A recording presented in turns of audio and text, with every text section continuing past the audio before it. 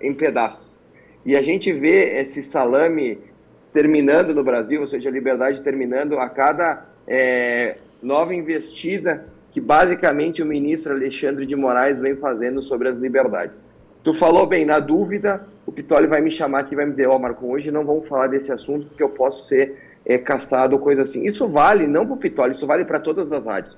O que aconteceu com a Jovem Pan, só aconteceu com a Jovem Pan porque ela era a maior emissora que dava espaço para a direita falar do Brasil.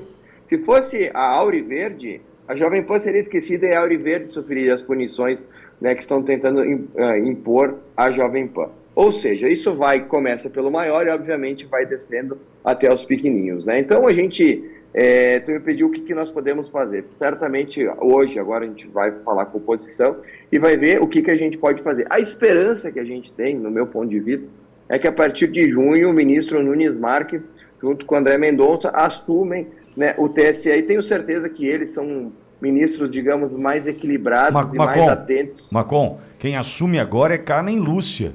Ah, sim, eles assumem em 26, né? Em 26 é o Nunes Marques, é o Pilatos Marques. Pilatos Marques. Isso, perdão, é verdade. Mas então, para corrigir, nenhum ministro até hoje teve tanta imposição em perseguição a quem discorda, né, basicamente, que é o que acontece hoje, como o ministro Alexandre de Moraes. Então, a esperança é que numa troca de ministros a gente tenha pelo menos mais sensibilidade ao que diz a democracia e a liberdade de expressão. A minha opinião de dizer que Maduro é amigo de Lula, ela não pode ser cerceada por um ministro, porque isso é um fato, isso é visto em imagens. E foi isso que eu estou dando de exemplo que aconteceu ali na eleição de 2022. Então, semana que vem, se não antes nas minhas redes, mas aqui no programa, a gente traz algo concreto dentro do que nós podemos fazer. Porque é um negócio, né, Melão, tão absurdo que às vezes não existe legislação para negócios tão absurdos.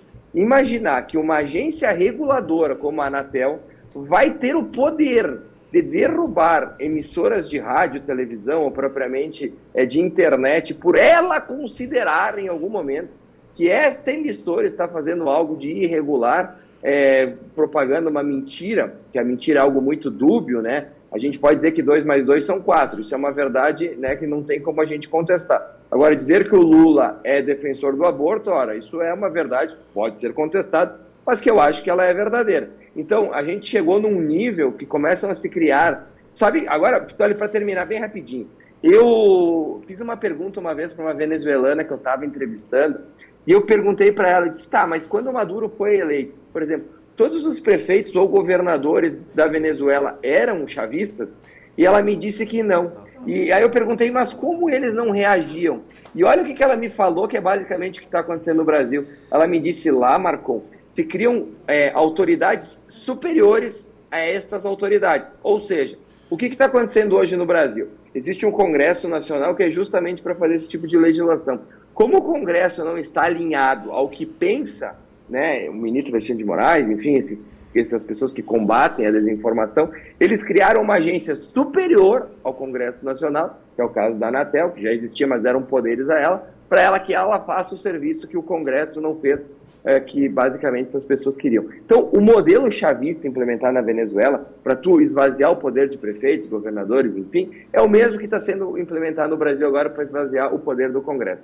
Quanto isso, a maioria dos parlamentares, eu digo a maioria porque é verdade, preocupadas com seus cargos e seus espaços no governo e pouco preocupada com o que está acontecendo no Brasil. Lembrando, Pittoli, para concluir, quem colocou os parlamentares lá foram as pessoas.